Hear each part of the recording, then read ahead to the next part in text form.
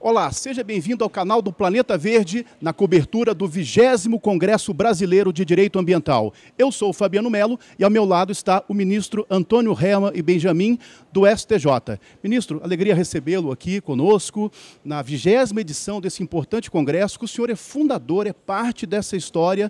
Então, num primeiro momento, eu gostaria que o senhor pudesse destacar a relevância, a importância desse congresso para a comunidade jurídica brasileira. Em primeiro lugar, são 20 anos do Instituto do Direito do Planeta Verde, e eu confesso que quando eu idealizei, pensava muito mais em reunir um pequeno grupo de vários estados do Brasil que pudessem dar a sua contribuição no sentido de avançar com o direito ambiental no nosso grande Brasil. E, para minha surpresa, deste pequeno grupo, hoje nós temos uma enorme família, e já com gerações que uma após outra. E cada vez mais nos eventos, que começamos apenas com um evento nacional, hoje temos ao mesmo tempo um congresso dos países de língua portuguesa e espanhola.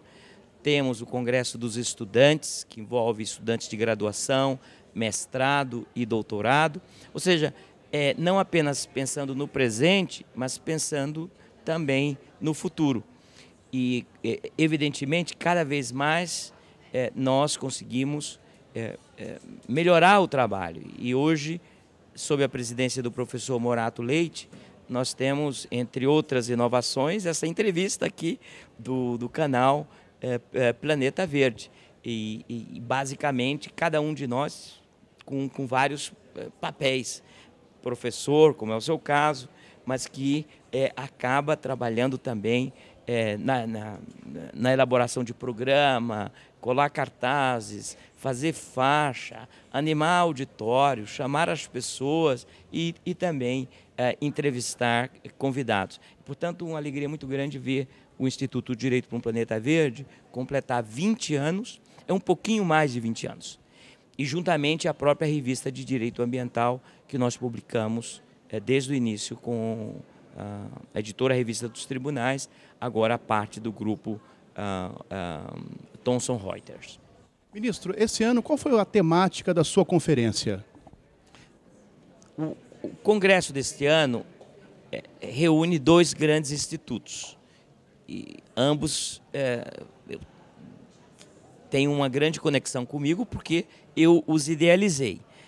Uma coisa é idealizar, às vezes dá errado, mas neste caso deu certo. E deu certo por quê? Porque eu apenas idealizei, mas a construção foi coletiva. E especialmente o fato de nós termos colocado desde o início, quando elaborei os estatutos, que o presidente só podia ficar por mandato curto, 2 anos, e a possibilidade de uma única reeleição, para precisamente permitir a renovação permanente, que os que trabalham numa perspectiva meritória possam um dia, e que esse um dia não tarde muito, virar presidente do Instituto. Então, aqui hoje nós temos neste evento o Instituto Brasileiro de Política e Direito do Consumidor, o Brasilcom, e temos também o Instituto do Direito para um Planeta Verde. E daí que o tema, certamente, haveria que ser comum, o consumo sustentável. E na minha intervenção eu vou tentar, na perspectiva dogmática, aproximar o direito do consumidor e o direito do consumidor, mas também indicando diferenças, algumas delas que foram hoje apresentadas numa perspectiva até poética pelo professor Eladio Lecei, quando agradeceu a homenagem que as duas instituições, mas também os seus parceiros, prestaram a esse grande jurista brasileiro. Bom, ministro, quando pensamos na jurisprudência ambiental, pensamos imediatamente no STJ. E, sem dúvida, a nossa referência, né, é o senhor. Então, eu gostaria que você pudesse destacar hoje quais são as temáticas, as decisões mais importantes, esse protagonismo que tem o STJ, a segunda turma que o senhor faz parte, nas questões ambientais, para destacar aqui os nossos amigos que acompanham no nosso canal no YouTube. Eu queria fazer uma retificação parcial à sua pergunta. ou a sua afirmação. Parcial porque, em primeiro lugar, o STJ realmente é hoje uma referência, eu diria, em toda a América Latina e no mundo, no tratamento concreto a este nível de uma Corte Nacional das questões ambientais. Mas, em segundo lugar, e aqui a pequena retificação, é que a jurisprudência do STJ no âmbito ambiental, ela é coletiva.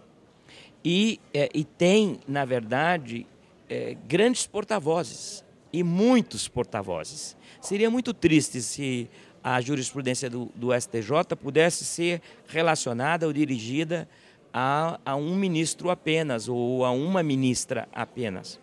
E se nós pegarmos a jurisprudência da primeira sessão, e aí dentro da primeira sessão, a primeira turma e a segunda turma, nós vamos verificar que quando eu cheguei ao STJ, em 2006, já boa parte da jurisprudência estava formada.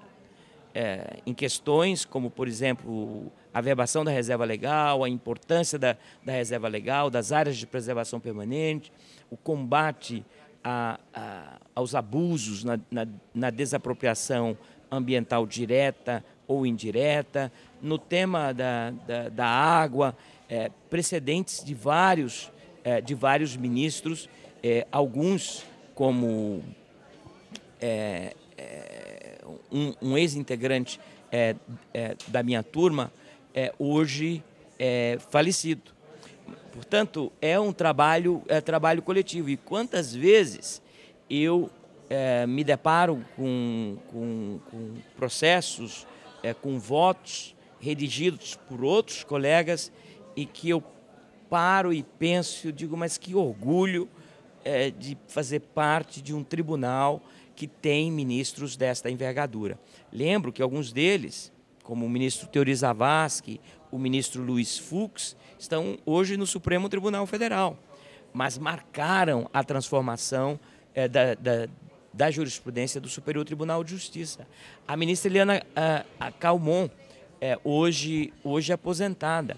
E na minha turma mesmo, os meus vários colegas, ministro Humberto Martins, que tem precedentes magníficos, tanto na área ambiental, como também do patrimônio histórico, o ministro Mauro Campbell, que vem tendo um protagonismo forte, por exemplo, ao reconhecer a imprescritibilidade do dano ambiental. O ministro João Otávio de Noronha, que já não está mais na primeira sessão, está na segunda sessão, em que alguns dos mais importantes julgamentos do STJ em matéria ambiental tiveram como autor do voto original o ministro João Otávio Noronha. Lembro o caso Billings, de São Paulo, o caso do polo carbonífero de Santa Catarina, enfim. Portanto, é uma obra coletiva.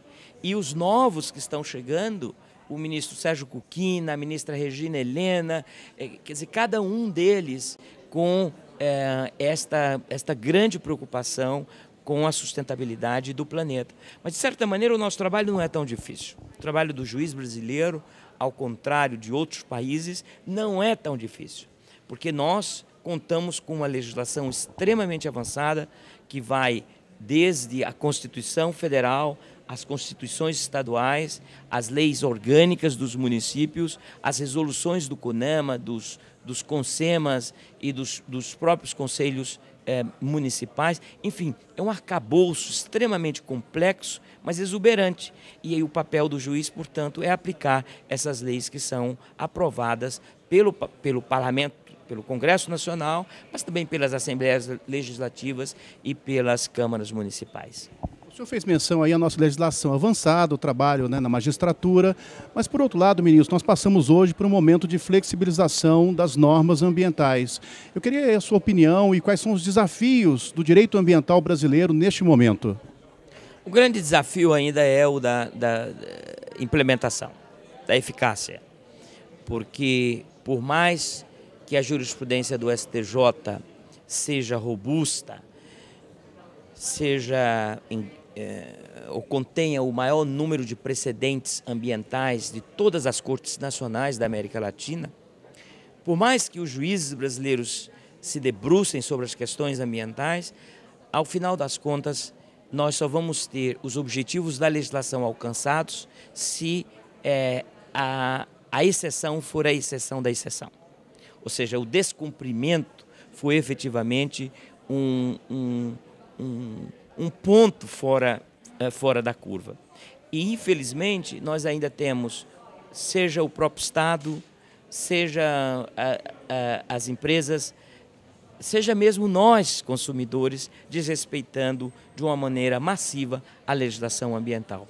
Portanto, o desafio hoje, e continuará durante um bom tempo, é o da implementação. Não estamos sozinhos.